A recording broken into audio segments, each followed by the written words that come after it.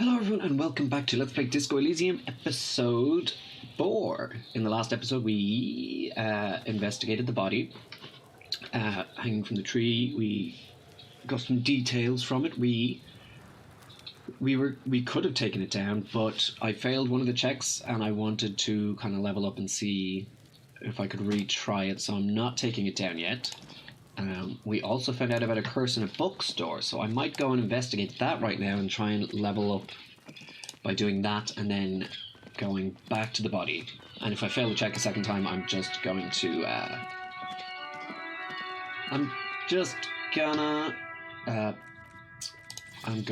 to just take it down. Sorry. I feel like the audio, voiceover, the music volume's quite loud. So let's bring that down a little bit. Voiceover volume we want to hear. Environment volume. Just weather volume. Okay. Continue. It still sounds the same to me. So we're going to go back to the bookstore. Oh wait, there's stuff here. What's this? I never noticed these.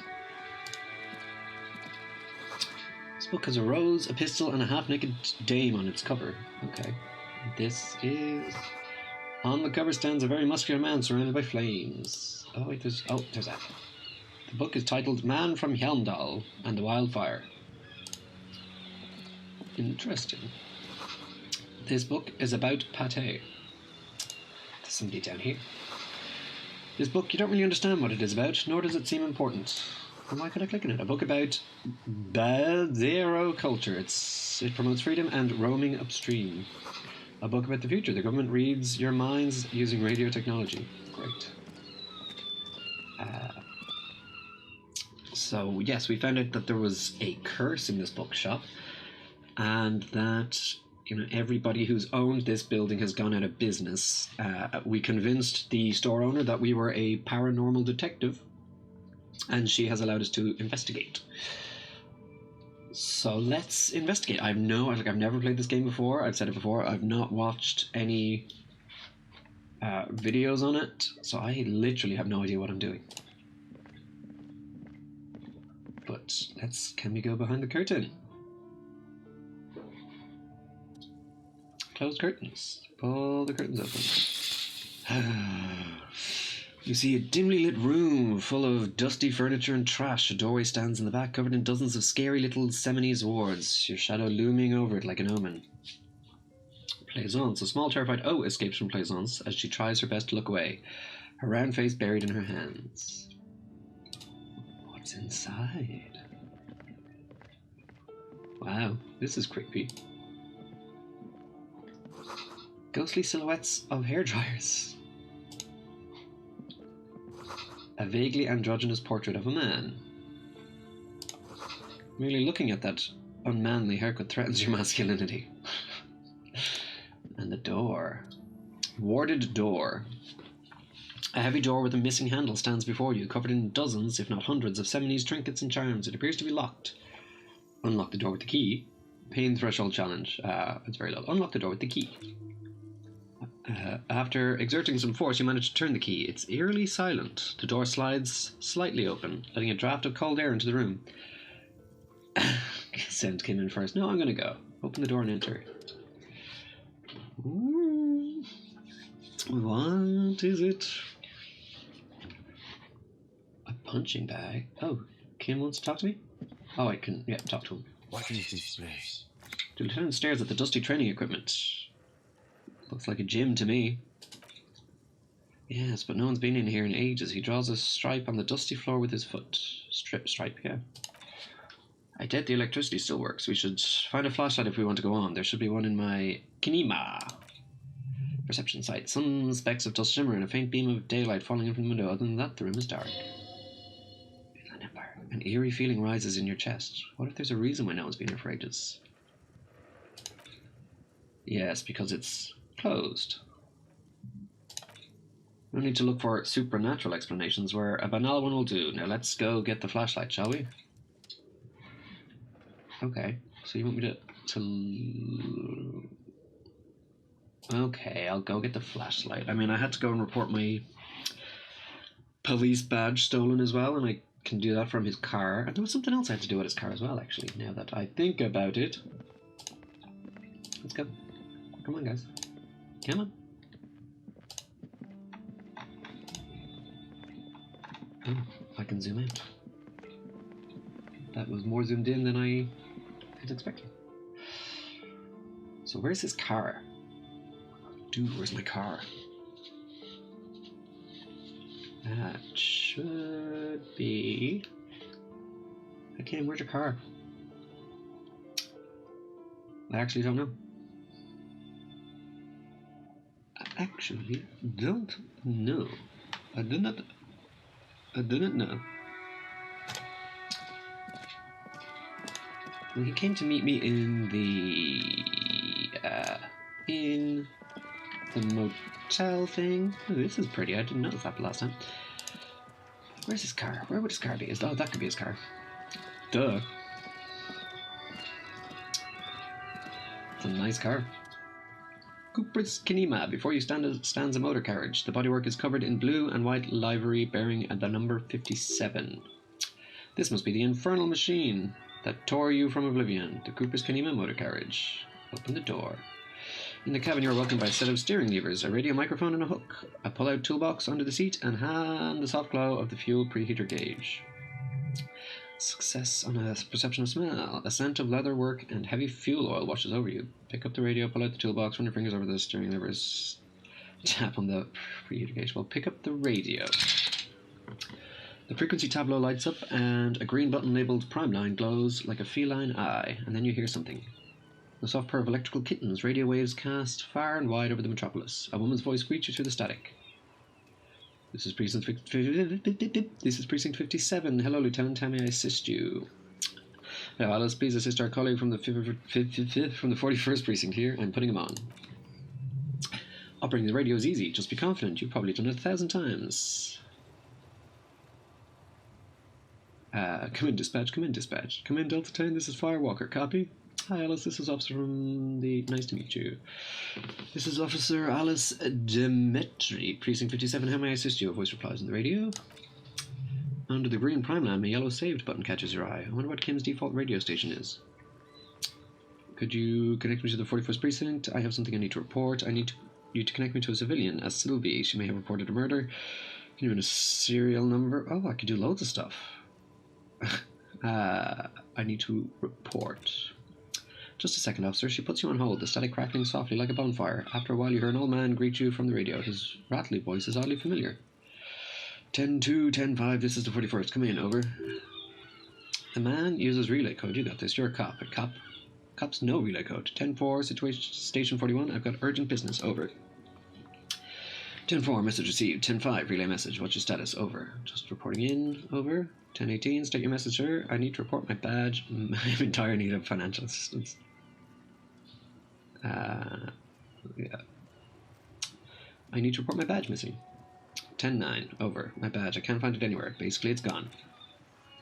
10-4, message received. This is a very serious situation. I need to 10-22 the captain. Over. Is it him? A dry voice asks in the background. What does he want? Says he's lost his badge and he needs to report it. What? He lost his badge? Hey, who is this? This is Communications Officer Jules Bedew, sir. Over. No, the other one. You mean your partner? Over. What is he saying? He's asking who you are. I'm his goddamn partner. Who's your partner? Satellite Officer Vicky Mayer, sir. Over. Did he lose his memory along with his fucking badge? The man in the background sounds like he's losing his patience. Who's lost his badge? Dick fucking Mullen. Who do you think? It's Officer Dick. He tries to speak through laughter. Mullen from the bestseller Dick Mullen and the Lost Identity. Defend yourself immediately. They're laughing at you. Come on, tell them to stop.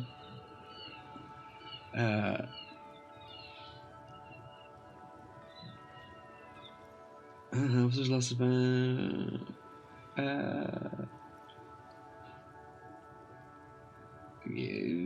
This is serious.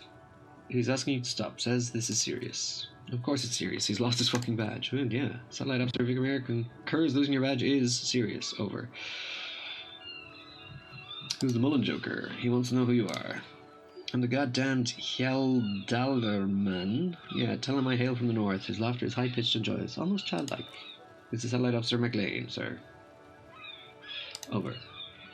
Ask him, the speaker comes to laughter, ask him to check his hand, the one without a wine bottle. It bet that's where his badge is. I bet. Haha, officer's lost his badge. He says this has probably happened to other policemen before him and laughs sarcastically. Oh god damn it, is he fucking kidding? The whole station's gotta be dicked for this. Satellite Officer Vicamair is wondering if you might be joking and adds that this tarnishes the reputation of the entire station. Over. Mullen dicked us. Can't we just move on? I want to get it reported. Task complete. Report your badge missing. 10-4, I hear you, officer. I'm just going to make a note here that you are in pursuit of your misplaced badge. Over.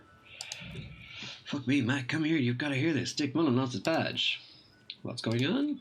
Super Cop here lost his badge. He lost his what now? His badge. He lost his goddamn fucking badge. Could you all just stop saying lost his badge for a moment? He asks you to please stop saying he's lost his badge. Why did he find it? The room at the other end of the line erupts in volcanic laughter. Sergeant Torson was wondering if you found your badge yet. Over. Reaction speed. Ah, no. You don't have a comeback. Sorry, it's hard to think like this. Oh, no. Say nothing. He's not replying. Looks like he's still looking for it. You can hear laughter in the background. Enough of this. I have other things to discuss. 10-9, come again? I didn't get that. Over. The animated conversation in the back is making it difficult for him to hear you. New heights even for Captain Sober. Ask him. The speaker gasps for air. Ask him if he lost his gun too. The room roars with laughter. Sergeant Torson wants to know if you lost your gun too. Over. Check your pockets. Check your... Holy fuck, you don't know where it is, do you? Oh no.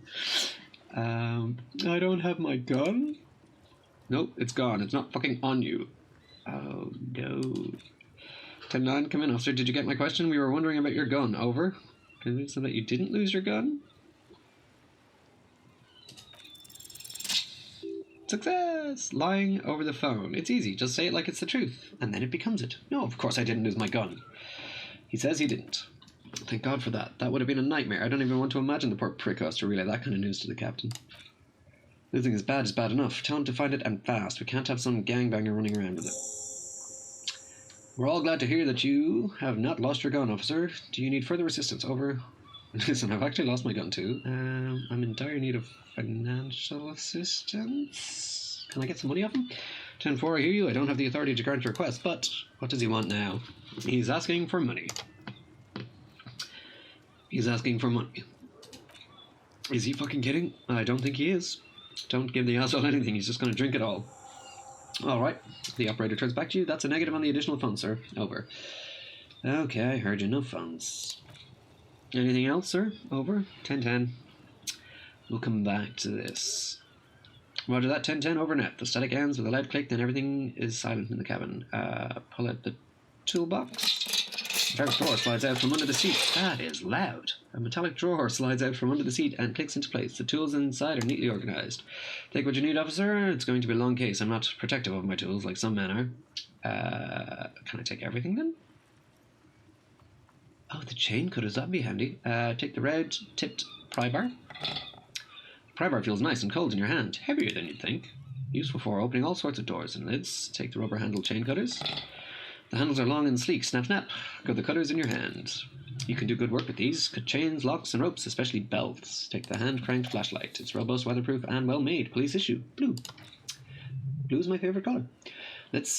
You see things in the dark you would otherwise miss. Push in the pull-out toolbox. And we shall leave.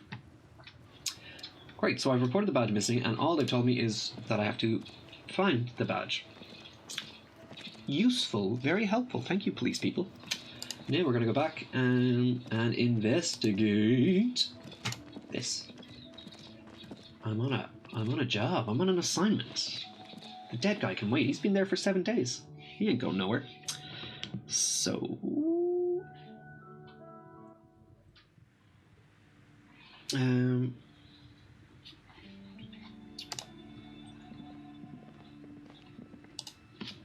excuse me. So we shall head back to the gym. Don't forget to click the orbs around your head. They have surprises. Ooh. I like surprises. Right. We have a flashlight. Can I equip it? Equipped to discover secret orbs in the shady areas. Cool. Let's quick look here. Sing karaoke, find booze. This is what I want to do. We call reporting crime, pay for damages, get a reality lowdown, investigate the doomed commercial area. Where's the rest of the armor? Track down your badge. It's unclear how you should go about finding a tiny piece of plastic in a world as huge as this. Maybe you'll just stumble across it down the line. Miracles happen. Find any information you can on the gun. Interesting. Okay. Oh, look at that. That's really cool. Stairs. Okay, well, a punching bag. That is really cool. Sand is dripping from a punch bag. So somebody broke it? The poster says Citius. Fortis, the rest is worn off. Anything? What's over here? Oh, wait. Worn out wall bars. They look unsafe. Did the thing around my head disappear? It did. Barbell. A barbell lies on the floor. The color has worn off its weight plates. It's 60 kilograms. Your triceps hum at the sight of these weights. Show the world what kind of beast is dealing with them. Lift them. There are no collars in the barbells. This is a safety hazard. Oh, 8%. Look, Kim, it's a trap. There are no collars on the barbell. You're right. The weights may fall off. Better not touch them. What kind of bastard would just remove the collars? It should be a felony. It would be a violation of EPIS safety regulations if the gym were still operating, but it isn't. No one's supposed to come in here anymore. And I see. Can I go back to this? I can't. I missed out on the thing around my head. Oh, wait. Here we go. It smells like leather and sweat. Oh, and there's something here. A shot put ball. Anything else of interest? Okay, we'll go up the stairs. It's very dark. Ooh, what's this? The hallway is blocked by old window panes and debris. Let's go this way. Spooky. Very spooky. Oh,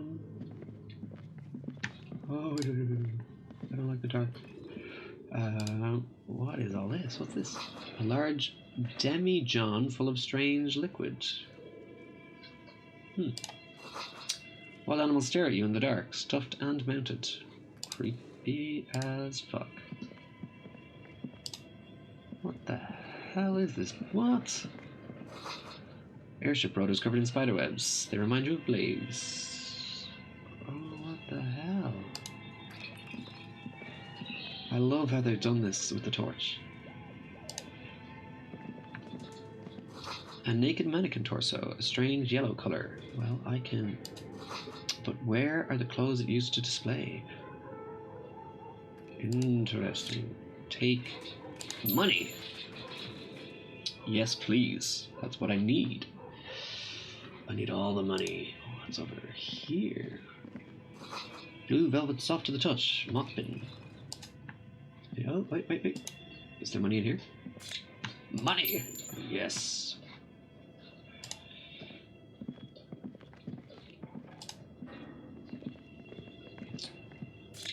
Oh, what's this? Production schedule. Filament memory. Interesting. Steel rotor blades bearing a Slipstream logo. Skis with Slipstream printed on the laminated top layer. Conceptualization looks like someone tried to reconceptualize their business here. I don't get it. Look, the skis and rotor blades both bear the same Slipstream logo. It seems likely they had started out making one, failed to turn a profit, and then pivoted to producing the other. But the question is, which did they start with and which did they pivot to? That's a good question. What a strange leap of imagination, and yet they still failed. How sad. That's just speculation. We don't know anything for sure. We'll go with that. Reality is ruthless. Yes. What else is in here? Can I rotate that? No. There's a big board. Project Dreadboard. Your flashlight slides over an old green chalkboard covered in scribbles, sketches, and schemes like some ancient cave mural. Some of the writing has faded with age, but you can still make out sections here and there. Photos and drawings have been pinned to the board. Inspect the drawings.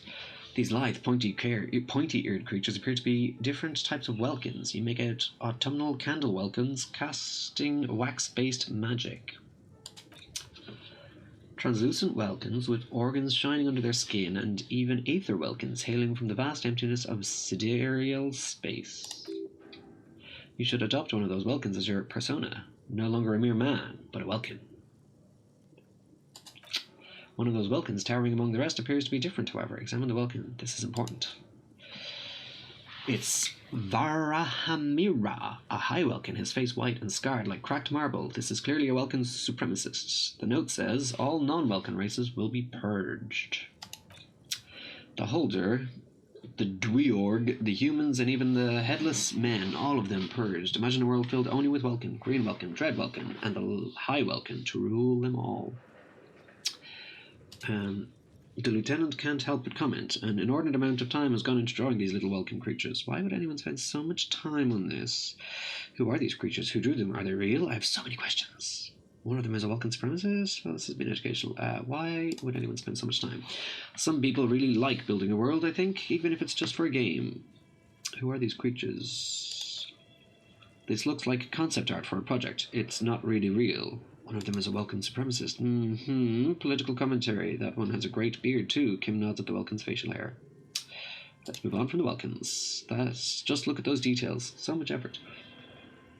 Inspect the photos. The photo collage depicts barren, icy landscapes wrapped in perpetual night. You see permafrost and glacial landforms, dead trees groaning under the snow. Entire oceans have been frozen from shore to shore. There are pictures of settlements on dried-up riverbeds abandoned in a storm, animal corpses in the dark, carcasses and bones. How nice. You see primitive oil rigs built into glaciers by boreal Dweorg, yurts under the snow, great mammoth-like beasts of burden. Albeit dark and cold, this vision also feels cozy in its own way, like eggnog or morphine, a much-needed respite from our own world. A pinned postcard reads, the heat-death scenario. A desperate fight for geothermal energy engulfs the world as Viral becomes untethered from its sun, drifting through the universe. Inspect the schedule. This is a monthly calendar from the year 50. Cryptic words like sprint, daily minime, and GPI span the marker-drawn grid. The grand scheme of production and money. It looks a bit like an academic calendar, only much more brutal. Minim stands for mini-meeting. It's part of a bigger framework for managing work called RUN. Station 41 tried to implement it a few years ago, but failed. Keep reading. What happened? As time goes on, the number in the boxes grow, rarer and rarer. The board becomes an empty snowfield, and in the final days, only failure and regret dwell in this region. Oh, that's sad.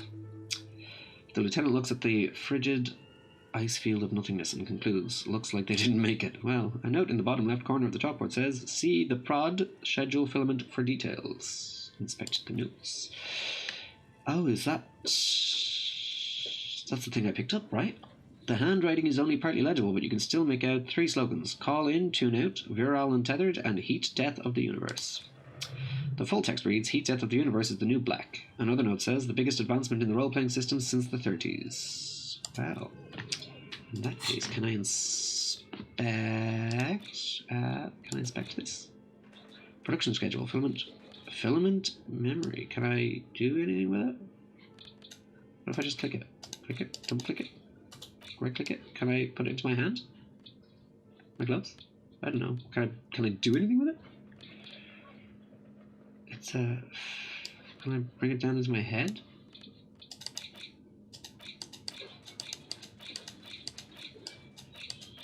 I don't know why every time I click it, this stuff moves, and I don't know why. The cube-like, filament contains information that can be read using a radio computer. I probably should have just read that. What's this? Mainframe. This appears to be some kind of machine with a cube-shaped heart and a wired framework. The keyboard has a rectangular on-off button. A piece of paper still hangs from the printer. A radio computer, says the lieutenant, watching you circle around the machine. Just sitting here without anyone in sight. He sounds surprised and a bit cautious. What he means is that these things cost money. Why would anyone just leave it behind? This is the REM Civic Radio Computer Model, RC5120, equipped with a Feld mainframe and a REM-compatible printer. Turn on the machine. The machine lights up like some prehistoric animal stirring from its slumber, revealing fluorescent play and print keys on the keyboard. The hatch on the machine's central compartment is wide open. Look inside the compartment. It's empty, like a beehive without its brood. Some cables have been left tangling, disconnected. The filament you have would fit perfectly inside this compartment. Insert the product schedule. Look like a smooth drawer, the filament slides into place. On the keyboard, the play key starts blinking. Press play. A bar of fabric right above the keyboard starts producing a soft hum. The sound of static seeps through the machine's planar magnetic driver. The static gets louder, slowly filling up the abandoned hall until a voice speaks out, crackling and old, cutting into the air.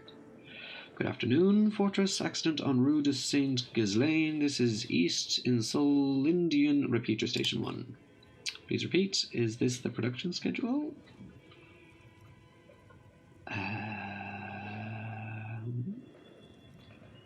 What's the production schedule? The filament you have inserted into the reader. You mean the glowing thing up in that? Right. Thanks for the explanation. That was a question. Have you inserted into the core? Yes. Good. Please repeat the password. Password. Of course it would have a password. That's why there's a human administrator involved. This is the police. Please open this thing. Voice says, I am contractually obliged to protect the privacy of the filament holder Fortress Accidents. Without filing a warrant with Lintel, I cannot give you access to this filament. I'm afraid we're not doing that unless you want to wait for a month.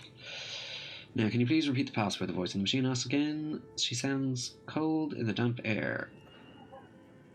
I don't know the password. Received. I will register this login attempt. Oops. Don't worry. Passwords have a way of turning up sooner or later. Fortress Accidents, is there anything else I can do for you? Why did you call me Fortress Accidents? Fortress Accidents is the company on whose name the terminal you're currently using has been registered to. Do you have any other information about this company? One moment, you hear her flip through a catalogue before she reads out with studious care. Fortress Accidents, SCA, produces revolutionary interactive call-in radio games. That's what the catalogue says. That's not bad. Wow, so conceptual. And that's what this... And that's... What's that? This interactive call-in radio play.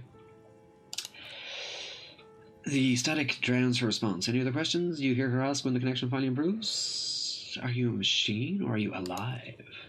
Yes, I am alive. I'm 74 years old and my name is Yvonne. The lieutenant whispers into her ear. She repeats passwords. Programming people are all paranoid. Okay, but where are you? How did you know where I am? I work as a repeater at the East Insulindian Repeater Station. It's my job to know where you are, Fortress Accident. As for me, well, then I am sitting in my cubicle surrounded by a wall of radios. Now please tell me if there's anything else I can do. That's all for now. Thank you and goodbye. Press print. Nothing happens. Remove the production schedule. And leave. There's got to be a password around here somewhere, right? This old fireplace is covered in lines, drawn in blue and red markers, the mesh spreading over the stone like blood vessels on alabaster skin. It looks ghostly and strangely ancient. The whole thing resembles Kedron mosaic tiles, very pesantic. How do I know what Kedron mosaic tiles are supposed to look like? History class, students with their textbooks open, studying the roots of our civilization. Those aquarelle blue tiles look beautiful in the sun. What am I looking at? Radio frequencies, it seems. UKV 123.6, UKV 123.7, 123.9. Some written notes too. Sparse and cryptic. For what? Unclear. It looks like a cardiovascular system, split into veins and capillaries. Very advanced. The anatomy of the curse. So we're dealing with something medical here? You think so? The web is comprised of radio stations. All lead back to one red heart tiled at the Game Master frequency. A note says this one can listen in on any station it wants. They must have had massive air width. These things don't come cheap. Who's Game Master? Someone very important. A conductor for hundreds of story threads that pass through the Game Master's frequency. If it's a game, then who's playing? Whoever decides to call in to a call-in station, it looks like.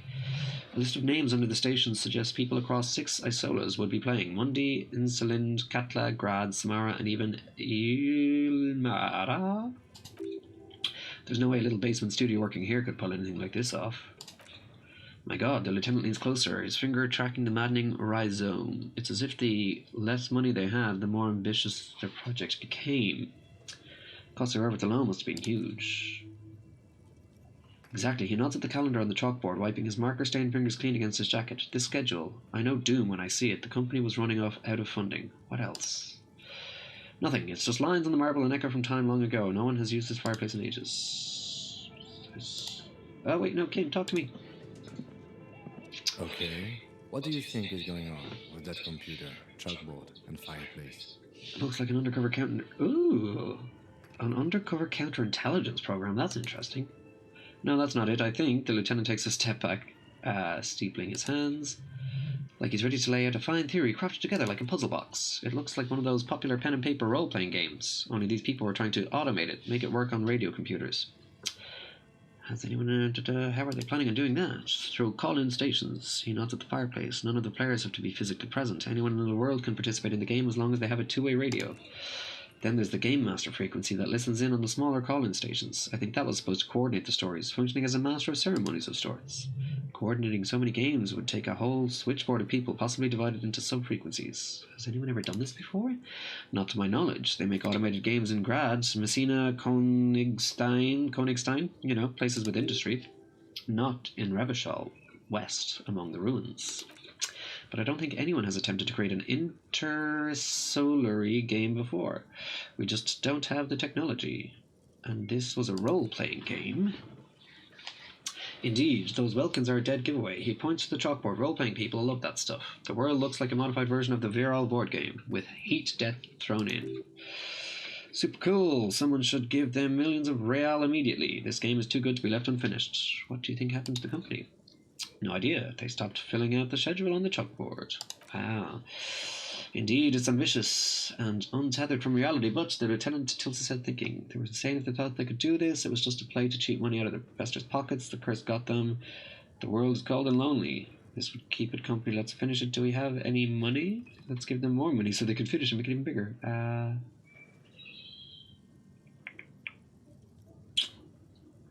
They were insane. Yes, especially in here. Kim looks around in the derelict room. The pipes howl and a rat crosses the floor in front of your feet.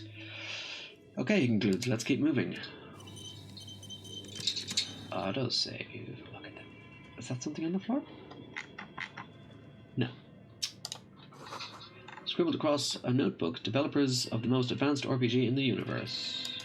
Well, what's through the door? What's through the door? I don't know. So creepy. But I like it. I like... Ooh. Okay. Okay. There's a... Is that a fridge? Or just a door? This is weird. It's a bear with a door. Oh, it's an ice bear fridge. You see a terrifying ice bear with a strange compartment in its belly. The door is covered in frost and the bear's eyes are glowing red. The bear looks oddly realistic. Is it taxidermy? What is this thing? It looks like a giant ice bear. The lieutenant doesn't answer. His eyes are glued to the animal. A sharp slice of light shines out from its mysterious belly door. Crack open the door. A gust of freezing cold air rushes to greet you. You hear a low grumble as the bear regulates itself. This is the inside of a refrigerator. The lieutenant takes a peek inside. His hand has found the holster of his gun. Relax, Glim. It's a fridge. Of course, just a giant ice bear-shaped fridge. He relaxes his hand, his face bathed in the harsh light of the open fridge door. Let's take a look inside. The shelves are empty. All you see are crumpled ice cream wrappers with a brand name, Revachol Ice City. A handwritten note has been attached to the door. The fridge is huge. Take the note from the door. You pocket the note and the little fridge magnet, keeping it on the door. Examine the ice cream wrapper. A friendly cartoon bear smiles back at you from a glossy cellophane wrapper. It looks nothing like the fridge. The paper still smells of vanilla and chocolate. What is the giant bear-shaped fridge doing in an abandoned cellar in the first place? Good question. It looks like an ice cream fridge. The lieutenant reaches for one of the wrappers. He studies it in the light. So they have tried to sell ice cream from this hyper-carnivore? I know, says the lieutenant. What an unfortunate marketing choice. What is even worse, the bear is still costing them money to this day. The lieutenant points at the red, snaky cable running from the fridge. The fridge buzzes with energy. The electricity bill on this thing must be catastrophic. Close the door. I mean, I wonder, could I unplug it? Follow the cable, maybe? What's over here? Anything? I feel like I was told about this, that there's somebody living in this thing. So this is going to be the last thing I want to look at. The wall collapsed. It's inaccessible now. So I want to explore the room before I go to... Ooh. Oh, what's over here? An ice cream maker, defrosted and unplugged. What's this? The flashlight casts a strange shadow. There is a hidden doorway here. There is. There's a hidden doorway. How do I get in? What the fuck? 2 rusty rifles are hidden above the piping. They look inoperable. Someone has stuck some busted guns beneath the ceiling. A hole in the wall. A few bricks have fallen off, revealing a compartment behind the wall. It's too dark to see in. Where are we? Look around the secret room. Seems like an old bunker from the Revolutionary period. Look at all those rifles. He points up at the rifles under the ceiling. Must be an old weapons cache. Look, there's a hole in the wall. There is, yes. And there also appears to be something inside the hole. Interesting. Do you want to take a look? Yes. Your hand reaches deep into the darkness and spiderwebs rummaging around. You find rusty rifles hidden away. Rifles, Kim. The lieutenant steps closer, curious. Are these any good? Inspect the rifles. Most of them are rusty and inoperable like the rest, but one catches your eye. A bolt-action model with a fine wood stock, in better cosmetic order than the others. This one looks nice. I got a rifle, an old Belle McGrave. From the Revolution, the lieutenant notes with approval. His eyes are gleaming. Seems no longer to be functional, but still a beautiful thing in its own way. What does this mean, a rifle here? It means there are firearms, albeit inoperable, still lying around in Martinez. It's an interesting coincidence, I would say. Might come in useful in the future. Interesting. Anything else of... No? Okay. Wow. And more ice cream makers, I think? Torch. Torch. Oh, there's a mouse. Sorry. A frozen ice cream maker that's still running. I'm guessing this is where I can just turn everything off. 2 cables are plugged into the breaker box. The red one leads to the ice bear fridge and the black one to the ice cream. Unplug the giant red cable. An electrical sizzle. The room is slightly quieter now. Unplug the black cable. Something close to you dies with a soft electric purr. Why did you do that? It's black. It's not like it's the red one. I mean, I did the red one as well. The lieutenant raises his brow but doesn't say anything. The electric distribution board now has 1 cable missing. Leave. What's this? And stairs. They... Okay, where does this go? Intercom wires running into the...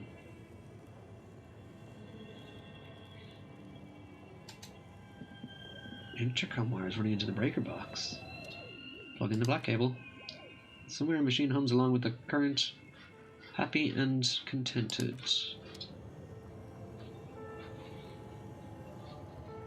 Huh. Oh wait, there's more? Jesus, this place is huge. A cellar window. People's feet are shuffling by in the street. Okay, there's nothing else. Oh wait, there is. Money! I love finding money. Gotta be...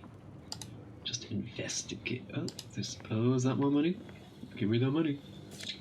Money and a Nosafed. Take all. Nice, nice. Soon I'll be able to buy those board games. Anything on the... We'll go back and we'll look in that fire burner thing. Technical term. Fire burner thing. Central furnace, that's the word. A thick layer of coal dust covers the furnace, coloring it pitch black. Kim, what is this thing? Is it a furnace? Look inside the furnace. It's dark and grimy here. In the darkness you can hear chatter. It's coming from above, a voice or several voices talking to each other near the smoke chamber upstairs. The echo is so prominent it's impossible to discern what the voices are saying or what's producing them. What are you doing? The lieutenant asks when he sees you climb halfway inside the furnace. I hear the murderer of the hanged man talking. I can hear someone talking upstairs. Wait, really? He looks up at the ceiling. We should investigate, see if someone's upstairs. Physical instrument, yell hello into the furnace. Oh no, those voices I heard. Maybe it's the malignant entity? No. Kick it with your foot. Oh! Ow. A hollow ring echoes through the furnace. Your toe hurts. Okay, maybe not. Spear your hands with coal. Maybe you could paint something with this coal. Leave a cave painting with future archaeologist. No, that would be stupid. Okay, it's a furnace. Looks like it. Looks like an old central furnace used to heat the building. It's connected to the chimney. He opens the door and gingerly peeks inside. No one has used it in ages. No sign of any recent fire. Only dead rats. Okay. Well, something upstairs. We saw some stairs over here. Let's go find out, is there anybody hiding up the stairs? Also, anything else I missed? Go to the stairs. Fascinating. Fascinating. I don't know what's going on. Solve the mystery. Well, let's try at least. Oh, excuse me. Oh, it just leads out.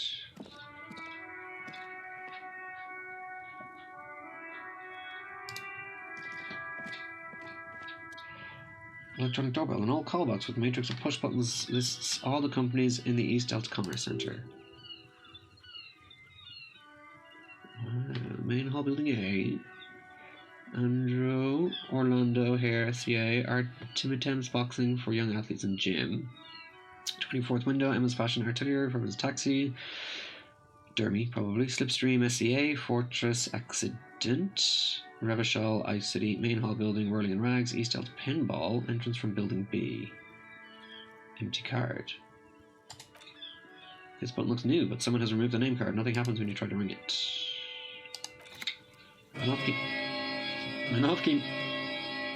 An off-key melody starts playing after you ring the doorbell. Then a woman picks up the receiver. Kuno, please stop calling here. Grown-ups don't have time for your stupid games. She thinks you're the gremlin child. What would he say to this? Try to impersonate Kuno. Fuck off, pig. I'm Kuno. I don't give a shit. Let me in. I'm investigating the Doom commercial area just like we discussed. Oh, I'm sorry, officer. I thought you were... There's a spot of static that overrides her words. But the doorbell is broken and the bookstore shouldn't even be on the list anymore, so I can't help you. Please don't call here again. Thanks. You ring the doorbell, but no one answers. What an ominous name for a hair salon. Doesn't bode well for anyone's hair. The boxing place. All you hear is static, but no one answers the call. 24th window. Emma's fashion. You wait for a minute or two, but all you get from the call box is silence. No one answers the call. Preference taxi. Looks like someone has melted half the plastic off with a lighter. The doorbell doesn't work anymore. Slipstreams. Hear static from the intercom speaker. It sounds as if someone has picked up the receiver but isn't saying anything. You can almost hear them breathe. Hello? Yes, hello, this is Tricentennial Electrics. This is a woman's voice, crackling and fragile through the static. Have you come to place an order? She sounds almost antique, as if her voice was being played off an old wax cylinder. Her receiver must not be working properly. Wait, but what happened to Slipstream's SCA? There's no Tricentennial Electrics on the list.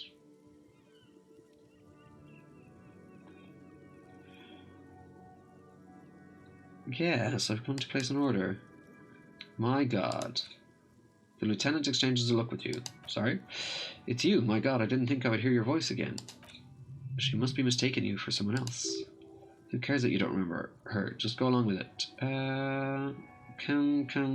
Yes, it's me. Here I am again, crawling back into your life. Michelle, just please. She stops and you can hear her breathe heavily. Her breath distorted by ancient static.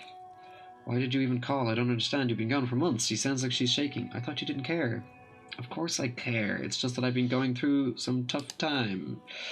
Ever since I came to work here, it's been different. It's as if my mind's been wiped clean. A spot of static overrides her words. When she speaks again, it sounds like she's submerged. It's so nice.